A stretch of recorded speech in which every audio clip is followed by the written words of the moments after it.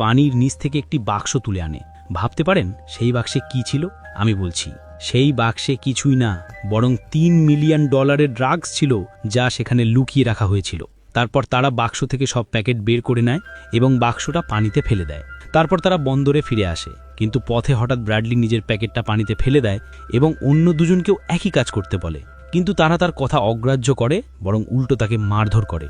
Bradley রাগ সামলে নিয়ে তাদের চলে যেতে দেয়। এরপর সে নৌকার দিকে এগোতে থাকে। অন্যদিকে রোমান আর পেদ্রো একটু এগোতেই হঠাৎ চারদিক থেকে পুলিশ তাদের ঘিরে ফেলে। মুহূর্তের মধ্যে শুরু হয় গুলির লড়াই। ব্র্যাডলি ধরা পড়তে চায় না, তাই সে চুপচাপ পালানোর পরিকল্পনা করে। কিন্তু ঠিক তখনই সে শুনতে পায় পুলিশ সাহায্য চাইছে।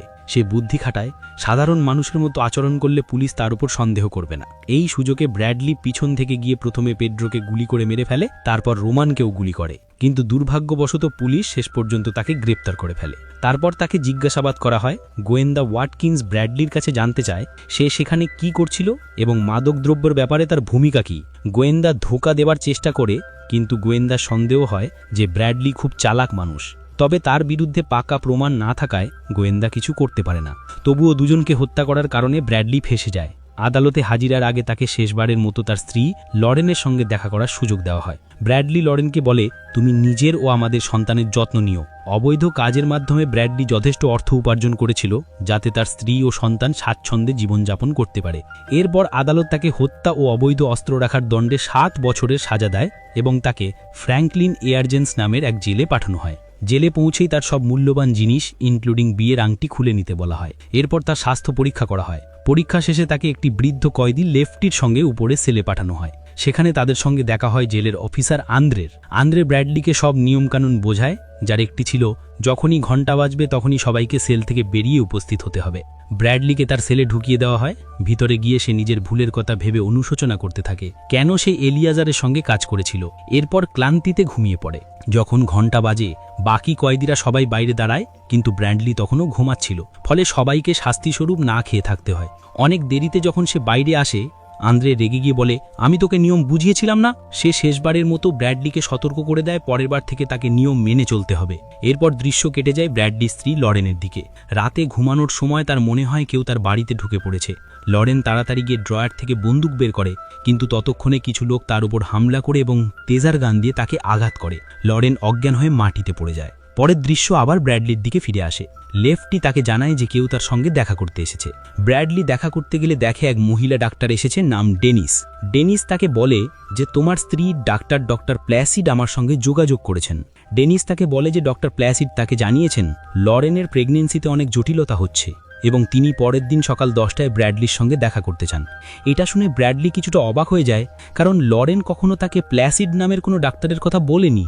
পরের দিন ব্র্যাডলির দেখা হয় সেই ডাক্তার প্ল্যাসিডের সঙ্গে, কিন্তু ব্র্যাডলি তাকে চিনতে পারে না, কারণ আসলে সে কোনো ডাক্তারই নয়। সে হলো এলিয়াজারের লোক, যে ডাক্তার সেজে এসেছে। সে ব্র্যাডলিকে জানায় যে আগের লেনদেন ব্যর্থ হওয়ার কারণে তার বস এলিয়াজারের $3 মিলিয়ন বাংলাদেশি টাকায় প্রায় 27 কোটি টাকার ক্ষতি হয়েছে। সে তারপর ডাক্তার প্ল্যাসিডেরকে লরেনের একটা ছবি দেখায়, যাকে তারা অপহরণ করেছে। প্ল্যাসিড বলে, এলিয়াজার তোমার উপর খুব রেগে আছে। সে তোমার স্ত্রী আর অনাগত সন্তান দুজনকেই মেরে ফেলবে, কিন্তু একটা শর্তে বাঁচতে পারে। তারপর ব্র্যাডলি আর প্ল্যাসিডের মধ্যে একটা চুক্তি হয়। ব্র্যাডলিকে বলা হয় তাকে এক বন্দীকে খুন করতে হবে, যে আজীবন কারাদণ্ডপ্রাপ্ত এবং রেড ক্লিফ কারাগারের ব্লক 99-এ বন্দী। লোকটার নাম ক্রিস্টোফার এ। ডাক্তার প্ল্যাসিড বলে, যদি তুমি র্যাডক্লিফের ব্লক 99-এ গিয়ে ক্রিস্টোফারকে মেরে ফেলো, তাহলে এলিয়াজার তোমাকে ক্ষমা করবে এবং তোমার স্ত্রী ও সন্তানকে ছেড়ে দেবে। এটা শুনে ব্র্যাডলি ভীষণভাবে ভেঙে পড়ে। সে বুঝে ওঠে না কি করবে।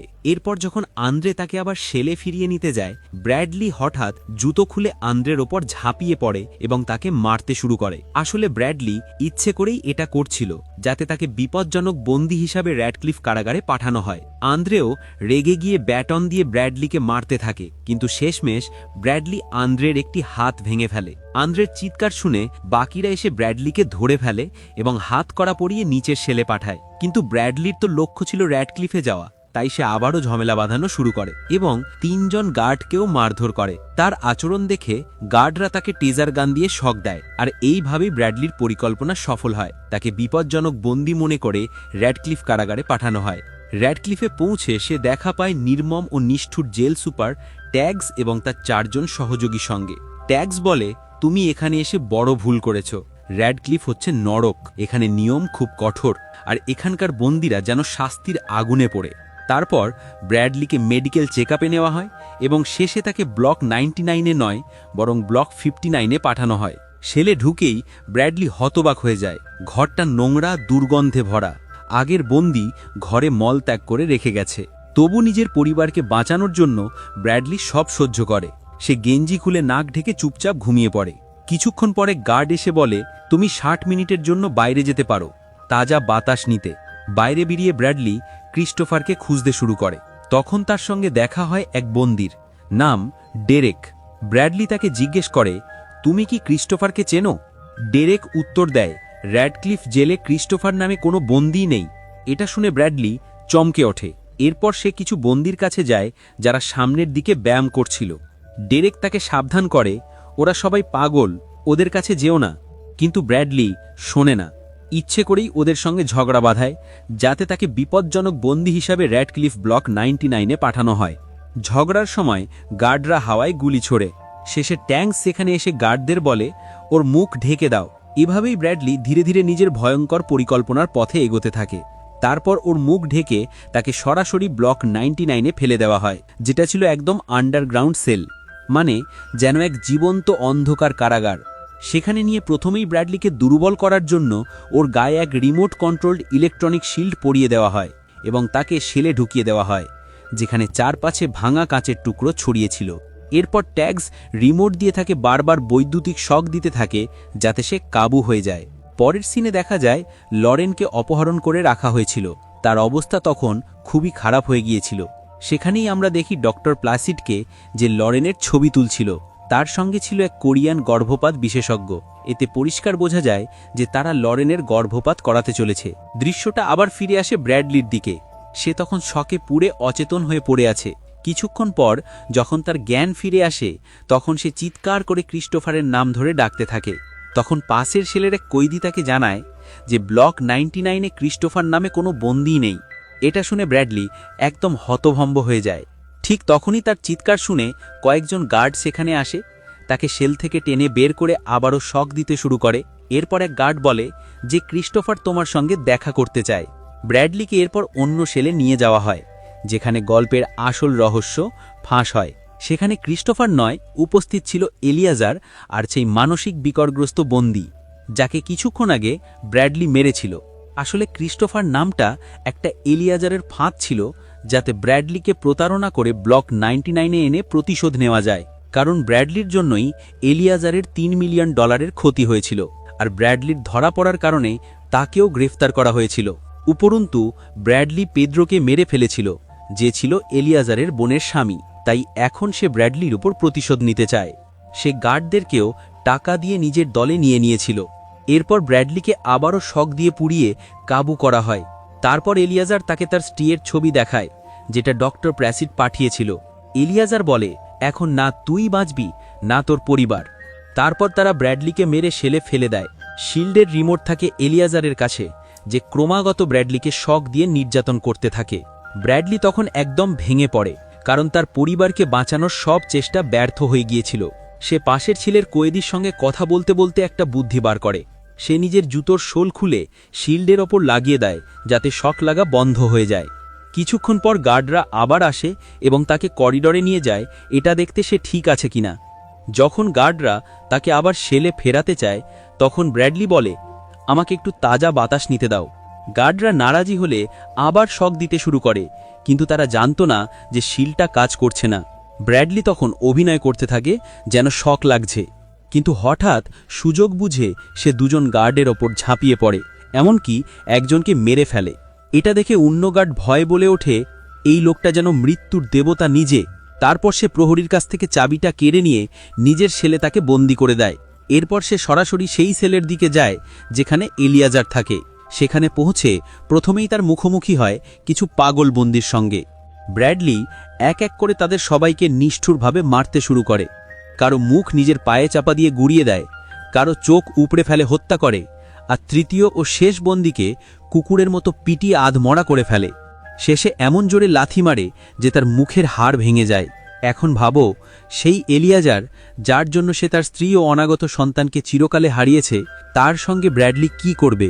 প্রথমেই এক ঘষিতে এলিয়াজারকে মাটিতে ফেলে, তার ফোন কেড়ে নিয়ে তাকে হুমকি দেয় যেন নিজের লোকদের ফোন করে লরেনের গর্ভপাত বন্ধ করতে বলে। কিন্তু এলিয়াজার অস্বীকার করে। তখন ব্র্যাডলি তার ডান পা ভেঙে দেয়। শেষ পর্যন্ত এলিয়াজার রাজি হয় এবং লরেনের গর্ভপাত বন্ধ করায়। ব্র্যাডলি তাকে বলে লরেনকে নিরাপদে গিলের কাছে পৌঁছে দিতে। এরপর ব্র্যাডলি এলিয়াজারকে টেনে নিজের সেলে নিয়ে আসে এবং প্রহরীদের সঙ্গে সেখানে ঢুকিয়ে দেয়। কিন্তু ঠিক তখনই দরজা বন্ধ করার আগেই ট্যাক্স ও তার লোকেরা পৌঁছে যায়। ট্যাক্স জিজ্ঞেস করে তার দুজন লোক কোথায়। ব্র্যাডলি বলে একজন মারা গেছে আর একজন এখনও বেঁচে আছে, কিন্তু সে যদি দরজা খোলে তাকেও মেরে ফেলবে। আসলে ব্র্যাডলি অপেক্ষা করছিল গিলের ফোনের জন্য, যাতে নিশ্চিত হতে পারে তার স্ত্রী নিরাপদে আছে। অন্যদিকে এলিয়াজারের নির্দেশে ডক্টর প্ল্যাসিড ও সেই কোরিয়ান গর্ভপাত বিশেষজ্ঞ ব্র্যাডলির স্ত্রী লরেনকে গিলের কাছে নিয়ে যায়। গিলের উপর বন্দুক তাক করা থাকে যাতে সে কোনো চালাকি না করে, কিন্তু একটু দূরে যেতেই গিল হঠাৎ স্নাইপার বের করে ডক্টর প্লেসিডের মাথায় গুলি করে হত্যা করে। তারপর লরেন সেই স্নাইপার নিয়ে কোরিয়ান ডাক্তারটাকেও মেরে ফেলে যে তার গর্ভপাত করাতে এসেছিল। এদিকে গিল ব্র্যাডলিকে ফোন করে জানায় যে লরেন এখন নিরাপদ আছে এবং সে তার যত্ন নেবে। এরপর গিল ফোনটি লরেনের হাতে দেয় আর ব্র্যাডলি নিজের অনাগত সন্তানের জন্য শেষবার বলে বড় হয়ে একজন ভালো মানুষ হবে, সুস্থ থাকবে, বুদ্ধিমান হবে আর একটা সুন্দর জীবনযাপন করবে। ব্র্যাডলি খুবই বিষণ্ণ হয়, কারণ সে জানে এখন আর সে তার সন্তানকে কোনোদিন দেখতে পাবে না। বাইরে দাঁড়িয়ে রাগে ফুঁসতে থাকা ট্যাক্স জিজ্ঞেস করে তোমার কান্নাকাটি শেষ হয়েছে? ব্র্যাডলি উত্তর দেয় আমাকে আর 1 মিনিট দাও। তারপর সে আবার সেলে বেরো যায় এবং এলিয়াজারকে নির্মমভাবে পেটাতে শুরু করে। সে তাকে এত মারধর করে যে শেষে তার মাথা শরীর থেকে আলাদা হয়ে যায়। অবশেষে ট্যাক্সের ধৈর্য হারিয়ে ফেলে সে ভিতরে ঢুকে ব্র্যাডলির মাথায় গুলি করে। সেখানেই ব্র্যাডলির মৃত্যু হয় এবং গল্প এখানেই শেষ হয়। এই গল্প থেকে আমরা শিখি জীবনে ব্র্যাডলির মতো কঠিন সময় আসবেই, কিন্তু তার মানে এই নয় যে আমরা ভুল পথে পা বাড়াবো। ভুল কাজের পরিণতি সবসময় ভুলই হয়, যেমনটা ব্র্যাডলির সঙ্গে হয়েছে। যাই হোক, অনেক জ্ঞান দিলাম, তাহলে দেখা হবে পরের গল্পে।